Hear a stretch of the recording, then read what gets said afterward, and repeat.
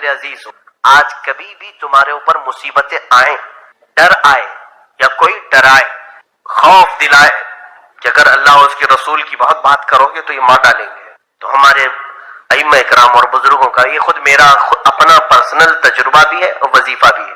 میں نے الحمدللہ کئی کٹھن اوقات میں، کئی سخت مشکلات میں اس وظیفے کو کیا ہے۔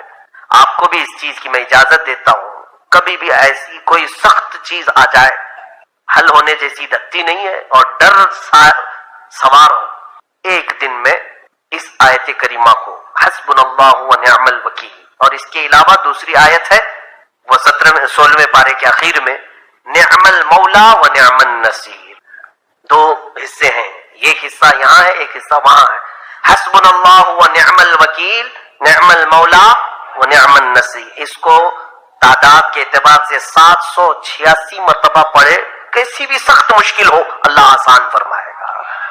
حتیٰ کہ ہم نے دیکھا بڑے بڑے حاکموں کا دل اللہ پگھل دیتا ہے، نرم کر دیتا ہے، اور کوئی ایسی مصیبت جس کے حل کی صورتیں نظر نہیں آتی، ان آیتوں کی برکت سے وہ ایسے ختم ہوتی ہیں پتہ تک نہیں چلتا۔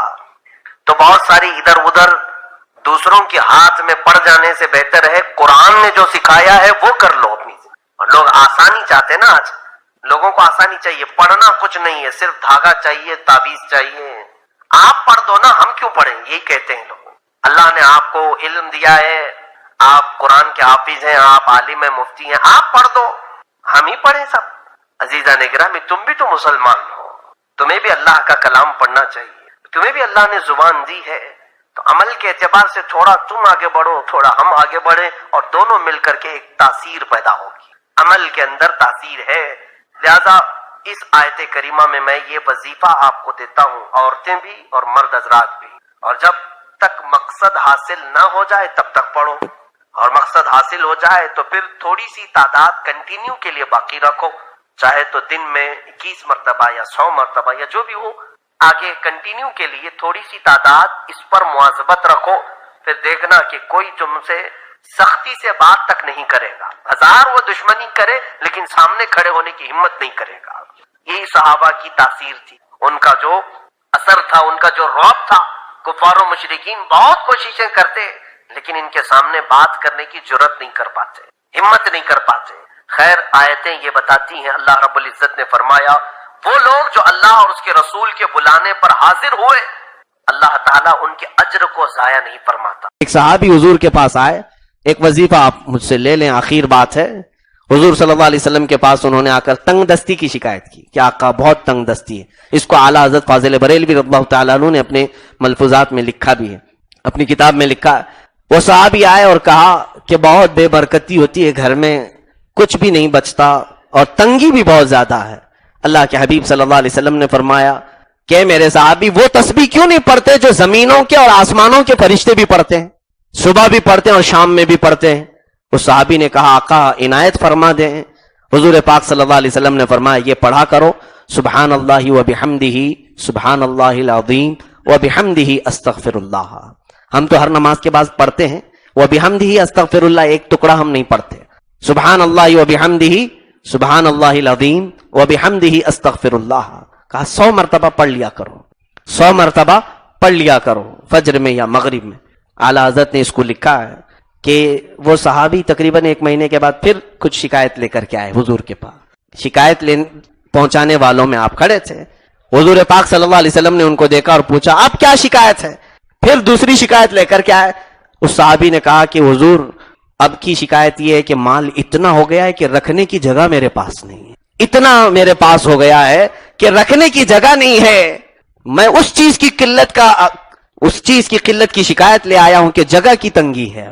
یہ اندازہ کریں اس تسبیح کا اثر اس لیے ہے کہ وہ رسول کریم صلی اللہ تعالی علیہ وسلم کی مکمل طور پر اتباع اور پیروی کرتے تھے، اور اس کے بعد وہ وظیفہ انہیں کام آیا۔ آپ بھی کریں، لیکن ساتھ میں میری دعوت یہ ہوگی جو بے برکتی لانے والے کام ہیں ان کو پہلے ختم کرو، ان کو پہلے ختم کرو۔ کیا قرآن کی آیتیں پڑھ کر کسی پر پھونک مار سکتے ہیں کہ نہیں؟ آپ روح کی تبدیلی کی طرف توجہ کریں، روح کی تبدیلی۔ اسی لیے میرے آقا صلی اللہ تعالی علیہ وسلم نے جن لوگوں کو مسیحا بنایا شاعر نے یہی کہا ہے، خود نہ تھے جو راہ پہ اوروں کے ہادی بن گئے، کیا نظر تھی جس نے کہ مردوں کو مسیحا کر دیا۔ میرے آقا صلی اللہ تعالیٰ علیہ وسلم نے ان کو مسیحا بنایا۔ بعض صحابہ ایسے ہیں، ایک سفر پر ہیں، کہتے ہیں ایک آدمی پیٹ کے درد سے تڑپ رہا تھا۔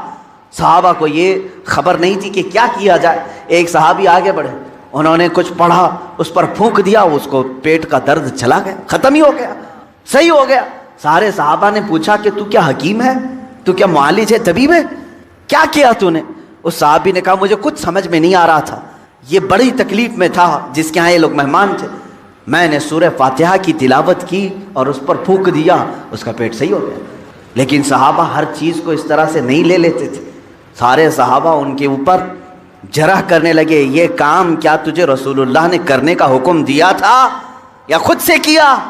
اس صحابی نے کہا نہیں، حضور نے تو ایسا کچھ کہا نہیں، میں نے خود کیا۔ پکڑ کر لے چلے حضور کی بارگاہ میں۔ کیا قرآن کی آیتیں پڑھ کر کسی پر پھونک مار سکتے ہیں کہ نہیں؟ یہیں سے، اس حدیث سے ہی ثابت ہوتا ہے کہ ہم جو بزرگان دین کے پاس دم کرانے کے لیے جاتے ہیں، وہ صحابہ آئے، کہا اے اللہ کے نبی صلی اللہ علیہ وسلم، آپ کے اس صحابی نے آج ایک عجیب و غریب عمل کیا۔ کہا کیا کیا؟ ایک شخص کا پیٹ شدت سے درد کر رہا تھا، انہوں نے سورہ فاتحہ پڑھ کر کے اس پر دم کر دیا۔ حضور مسکرائے اور فرمایا کیا تمہیں معلوم نہیں سورہ فاتحہ کا ایک نام سورہ شفا بھی ہے؟ سورہ فاتحہ کا ایک نام سورہ شفا بھی ہے۔ میرے صحابی نے جو کیا بالکل صحیح کیا۔ عزیزان گرامی وقار، سورہ فاتحہ آپ بھی پڑھے ہیں، بہت سارے لوگ پڑھیں، پھونک ماریں، کتنوں کا درد جائے گا۔ یہاں کیا ہے؟ زبان کی تاثیر ہے۔ جب دل اندر سے پاک ہو، زبان سے جو نکلے وہ اثر رکھتا ہے۔ محبوب الہی کے پاس ایک شخص آیا، اس نے اپنی بچیوں کی شادیوں کی شکایت کی کہ گھر میں کچھ بھی نہیں ہے، مال کچھ نہیں ہے، آپ کچھ رحم فرمائیں۔ انہوں نے 2-3 ڈھیلے اٹھائے اور 3 بار قل هو اللہ احد پڑھ کر کے دیا، اس کے ہاتھ میں دیا۔ تو بندہ کہتا ہے میں گھر لے کر گیا، وہ ڈھیلے تو دیکھا وہ سونے کے تھے، گولڈ تھے، میں نے بیچا، شادی کی، لیکن فارمولہ تو مل گیا تھا۔ اس نے بھی اپنے گھر میں ڈھیلے اٹھائے اور قل هو اللہ پڑھنے لگا، 1000 بار پڑھ لیا، ڈھیلا تو ڈھیلا ہی تھا، کچھ نہیں ہوا۔ دوسرے دن وہ آیا محبوب الہی کے پاس، کہا آپ نے اس دن مجھے جو دیا تھا کیا پڑھ کے دیا تھا؟ کہا قل هو اللہ پڑھ کے دیا تھا۔ کہا میں کتنی مرتبہ آپ نے پڑھا تھا شیخ محترم؟ محبوب الہی نے کہا 3 بار پڑھا تھا۔ کہا میں 1000 بار پڑھا، ڈھیلا بدلا ہی نہیں، ویسے ہی ہے۔ محبوب الہی نے فرمایا جا پہلے اپنی روح بدل لے، ہر چیز بدل جائے، اپنا دل بدل لے، اللہ تیری زبان سے ہر چیز کو بدل دے گا۔ آپ کی تاثیر جو ختم ہوگی تو روح کے بدلنے سے، آپ نے اپنی روح کو اور اپنے قلب کو غلاظتوں میں اگر رکھا ہے تو زبان کی تاثیر ختم ہو جاتی۔ حضرت سیدنا سلیمان جزولی رحمۃ اللہ تعالی جو دلائل الخیرات شریف کے مصنف، وہ کہتے ہیں درودوں کا مجموعہ انہوں نے لکھا ہے، کتاب لکھی ہے۔ ہم سفر پر تھے، عصر کی نماز کا وقت تھا، ٹائم ختم ہو رہا تھا، کنواں قریب میں تھا، وضو کرنے کے لیے پانی نکالنے کے لیے کوئی چیز نہیں تھی، ہم پریشان تھے ساتھی لوگ۔ ایک چھوٹی سی 10 سال کی بچی آئی، اس سے کہا بیٹا تمہارا گھر قریب ہے تو بکیٹ کچھ لے آؤ، ڈول لے آؤ، پانی نکال کر ہم وضو کرنا چاہتے ہیں۔ اس لڑکی نے کہا پانی چاہیے آپ کو۔ وہ گئی اس کنویں کے پاس کھڑی ہو کر اپنا تھوک ڈال دی، تھوک دیا اس نے، اور پانی جوش مار کر اوپر آیا۔ ان لوگوں نے وضو کیا۔ سلیمان جزولی فرماتے ہیں میں نے بچی کو روک لیا، بیٹا رک جا، ہم نماز پڑھیں گے، بعد میں تجھ سے بات کریں۔ نماز کے بعد انہوں نے کہا اللہ کا واسطہ دیتا ہوں، کون سا وظیفہ کرتی ہو، کون سا عمل کرتی ہو، تمہارے تھوک سے کنویں کا پانی اوپر تک کیسے آیا؟ وہ بچی کیا کہتی ہے کوئی وظیفہ نہیں، میرے باپ نیک ہیں، انہوں نے صرف اتنی تربیت کی ہے کہ بیٹا جھوٹ کبھی نہیں بولنا، حرام کبھی نہیں کھانا، جھوٹ کبھی نہ بولنا، حرام کبھی نہ کھانا، ان 2 چیزوں پر ہمارا عمل ہے۔ اللہ رب العزت نے زبان میں اثر رکھا ہے۔ عزیزان گرامی یہ کرامات کی دنیا ہے، لیکن میں آپ سے یہ کہوں گا کرامات بعض اولیاء کو دی گئی ہیں، ہر ایک کے لیے نہیں، لیکن تمہارے لیے سب سے بڑی کرامت یہ ہے کہ کنویں کا پانی باہر آ جائے، سمندر کا پانی ہٹ جائے، یہ کرامات الگ ہیں۔ میں کہتا ہوں ایک مومن کے لیے سب سے بڑی کرامت یہ ہے تم ادھر سے زبان سے ایک کلمہ بولو، سامنے والے کا دل بدل جائے، اس کے دل میں انقلاب آ جائے، یہ تمہاری کرامت ہے، یہ تمہاری کرامت۔ لیکن کب ہوگا؟ جب تم خود اپنے آپ کو بدلنے کی سوچو۔ خدا نے آج تک اس قوم کی حالت نہیں بدلی، نہ ہو فکر جس قوم کو خود اپنی حالت بدلنے کا، نہ ہو فکر جس کو खुद अपनी हालत बदलने का। अजीज़ान गिरामी वक़ार, रसूल मुहतरम सल्लल्लाहु ताला अलैहि वसल्लम का एक मुख्तसर सा अरसा जो हमारे दरमियान रहा है पूरी कायनात में, मैं तेज़ी से आज सुना करके आपके सामने से बारगाह मुस्तफ़ा में इल्तिजा भी करूँगा। वो मक्का मुकर्रमा की सरज़मीन 14 सदियाँ पहले, आज से 1400 से 42 चल रहा है, इसको और 53 मिला लें, इसके साथ और 53 मिला लें, यानी तकरीबन 1495 के साल के करीब हो गया। इससे पहले मेरे आका सल्लल्लाहु ताला अलैहि वसल्लम आज ही का दिन था जो फर्श गीती पर तशरीफ़ लाए। वो आमिना का दुर्रे यतीम, वो अब्दुल्लाह का नूर नज़र, बारगाह मुस्तफ़ा सल्लल्लाहु ताला अलैहि वसल्लम में खिराज अकीदत के लिए मैं बात कर रहा हूँ। वो दुर्रे यतीम जब घर तशरीफ़ लाया तो ऐसा घर था कि बाप पहले से नहीं है, माँ अकेली हैं, मुआवजा देने की ताकत नहीं रखती। दाया के हाथ में दे दिया हलीमा सादिया को, ये कह करके कि 2 साल दूध पिलाएगी, उजरत की तमन्ना मत रखना, मेरे घर में माल की बड़ी शिद्दत की कमी है। इस बच्चे का बाप नहीं, ये यतीम बच्चा है। हलीमा सादिया ले गई, लेकिन बरक़ात पे बरक़ात उन्होंने देखा है। रसूल पाक को अपने गोद में खिलाया। हलीमा सादिया कहती हैं ये आम बच्चा नहीं था, इनके आते ही बनु साद की सारी बकरियों के थन दूध से भर चुके थे और सारे बच्चे हुजूर पाक सल्लल्लाहु ताला अलैहि वसल्लम को देखने के लिए आते थे।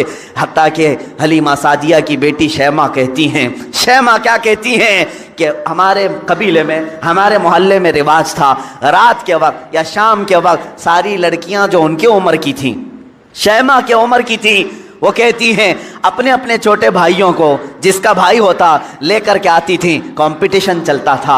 बहन अपने भाई को दिखाकर कहती किसका भाई ज़्यादा खूबसूरत है। हर खातून, हर बहन अपने छोटे भाई की गोद में लाकर उसके नाक नक्शे बयान करती, अरे मेरे भाई की तो पेशानी बड़ी चौड़ी है, ये खूबसूरती की अलामत है। कोई कहती मेरे भाई की तो आंखें बड़ी झील जैसी हैं और ये बड़ा खूबसूरत है। हर खातून, हर बहन गोद में लिए हुए बच्चे को अपने भाई पर फख्र करती। और हज़रत शैमा कहती हैं जब इस मजमे में मैं मेरे भाई मोहम्मद को लेकर के आती, अल्लाह अल्लाह, वो कहती हैं सारी मेरी सहेलियां उठ खड़ी होती, कहती शैमा तेरे भाई के साथ हमारे भाइयों का मुकाबला नहीं, यह हमारा आपस का मुकाबला है, यह हमारा आपस का कंपटीशन है। तू कभी मोहम्मद को हमारे दरमियान ना ला, इसलिए कि इसके मुकाबले में 14वीं का चांद भी शर्मा जाता है।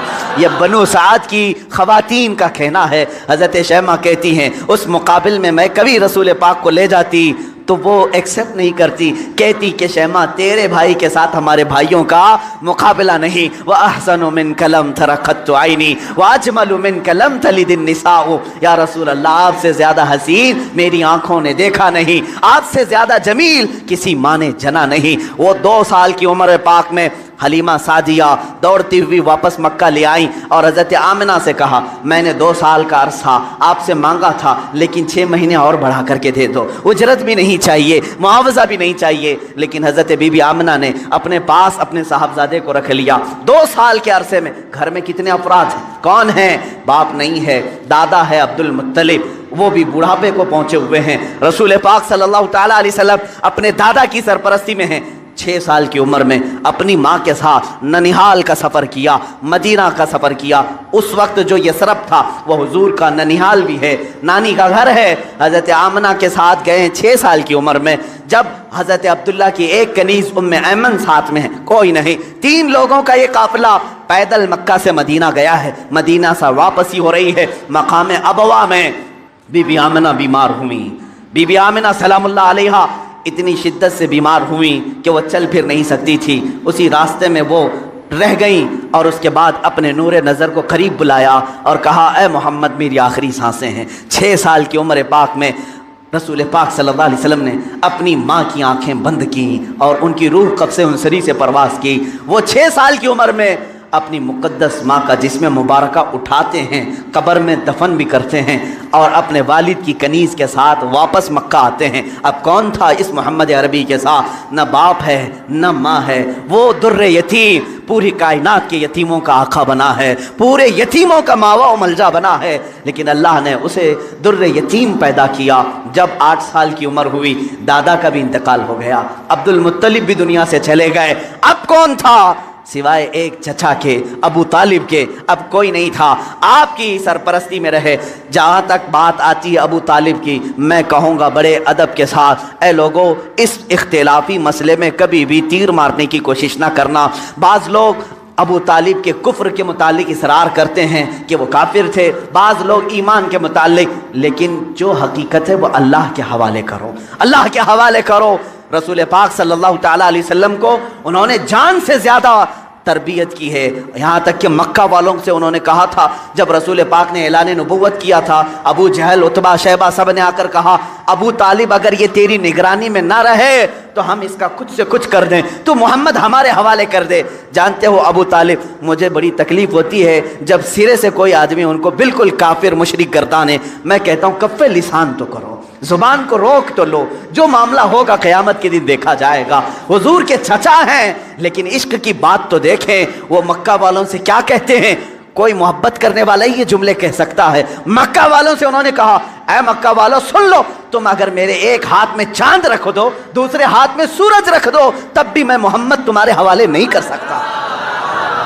یہ ابو طالب کے الفاظ تھے جو رسول پاک کے لیے انہوں نے فرمائے تھے۔ میں ادب سے کہتا ہوں، لیکن پھر ساتھ میں ایمان و کفر کا معاملہ اللہ کے حوالے کرتا ہوں، اس لیے کہ اس پوری قوم کو نہ جنت دینا ہے نہ دوزخ دینا ہے، نہ قیامت کے دن تمہارے ہاتھ میں فیصلہ ہے نہ میرے ہاتھ میں فیصلہ ہے۔ ابو طالب جنت میں جائیں گے کہ جہنم میں جائیں گے، میں کون ہوتا ہوں فیصلہ کرنے والا؟ نہ اعلیٰ ملائکہ میں سے ہیں ہم، نہ فرشتوں میں سے ہیں، بلکہ اللہ رب العزت کے حوالے ہے یہ فیصلہ، ہر ایک کے جنت و دوزخ کا فیصلہ۔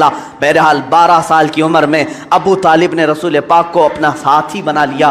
ایسا مجھے بتاؤ، ابو طالب پر جب بھی باتیں آئیں ادب کے ساتھ کہو، ادب کے ساتھ کہو۔ میں نے ابو طالب کو بہت پڑھا ہے، وہ رسول پاک کو چھوڑ کر ایک لمحہ بھی نہیں رہتے تھے، ایک لمحہ نہیں رہتے۔ 12 سال کی عمر میں جب انہیں یمن کی تجارت پہ جانا تھا، ابو طالب نے انہیں چھوڑا نہیں، رسول پاک کو تجارت کے سفر میں ساتھ لے لیا۔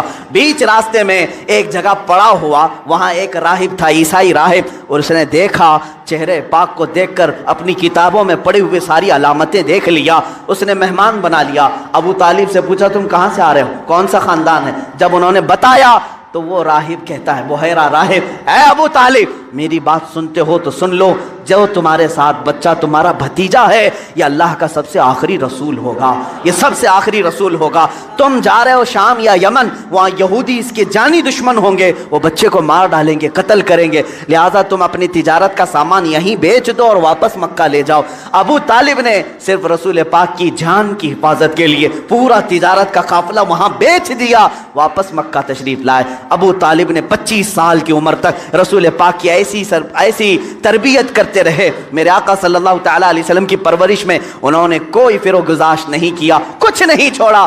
جب آپ کی عمر 25 سال کی ہوئی، میرے آقا کی شادی کی عمر ہے، یہ شادی کی عمر ہے، رسول پاک کو سامنے سے پیغام آیا بی بی خدیجۃ الکبریٰ کا، جو مکہ کی طاہرہ تھیں۔ لوگ کہتے ہوں گے مالدار سے شادی کیا، بلکہ آپ کو یہ معلوم نہیں، پورے مکہ میں حضرت خدیجہ کا ایک لقب مشہور تھا، طاہرہ ان کو کہا جاتا تھا۔ حضور کے پاس جب ان کا پیغام نکاح آیا، آپ نے ایکسیپٹ کیا۔ آپ سوچیں 25 سال کی عمر میں 40 سال کی خاتون سے نکاح کرنے والا صرف عورتوں کا دلدادہ نہیں ہو سکتا، وہ بھی بیوہ عورت، 2 شوہر ان کے ہو چکے تھے، اس سے پہلے انتقال کر چکے تھے، تیسرے شوہر میرے آقا ہیں۔ رسول پاک صلی اللہ تعالیٰ علیہ وسلم کی شادی ہو رہی ہے، شادی کا جو خطبہ نکاح ہے کوئی اور نہیں، ابو طالب ہی پڑھ رہے ہیں۔ ابو طالب نے خطبہ پڑھا، خطبے کے الفاظ بھی دیکھیں، کہیں ایک شرک نہیں، کہیں ایک کفر نہیں، بلکہ اللہ کی حمد و ثنا ہے، رب ذوالجلال کی تعریف و توصیف ہے۔ اس کے بعد رسول پاک کی تعریف بھی اس خطبے میں موجود ہے، وہ خطبہ آج بھی موجود ہے، کتابوں میں لکھا ہوا ہے۔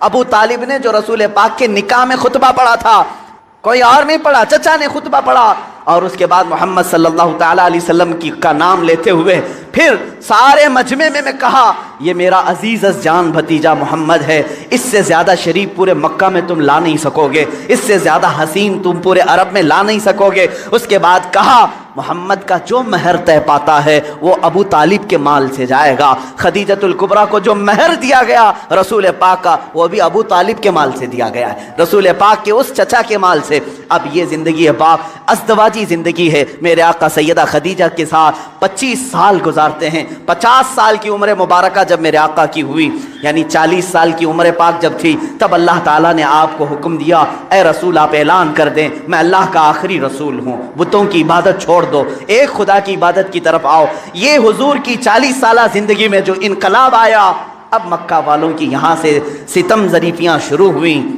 میرے آقا نے سب کو جمع کیا مکہ کے ایک سرزمین پر میدان میں، پوچھا میرے بارے میں تمہارا کیا خیال؟ سبوں نے کہا تم آج تک کبھی جھوٹ نہیں بولے اور کبھی کسی کی امانت میں خیانت نہیں کی۔ حضور نے فرمایا اے مکہ والو، اگر میں یہ کہہ دوں ان پہاڑوں کے پیچھے ایک فوج چھپی ہے جو تم پر حملہ کرنا چاہتی ہے، کیا میری اس بات پر یقین کرو گے؟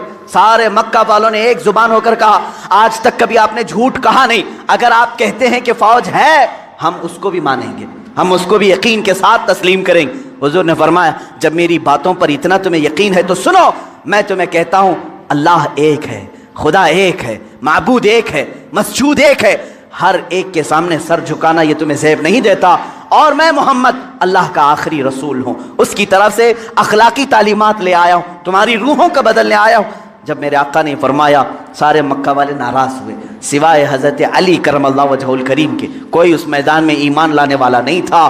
حضور پاک صلی اللہ علیہ وسلم کی دعوت کی ابتدا صرف 2 لوگوں سے شروع ہوئی، ایک حضرت علی سے، دوسرے حضرت خدیجہ سے۔ کبھی نا امید مت ہو، اپنی دعوت اثر کتنا رکھتی ہے یہ اللہ کے اوپر چھوڑو، بولنا سیکھو، آج نہ صحیح کل مولا تعالیٰ تمہاری اس دی ہوئی دعوت کو پائے تکمیل تک ضرور پہنچائے گا۔ 2 لوگوں سے دعوت شروع ہوئی، ایک علی سے ایک خدیجہ سے، لیکن وہ دعوت آج کہاں کو پہنچی ہے؟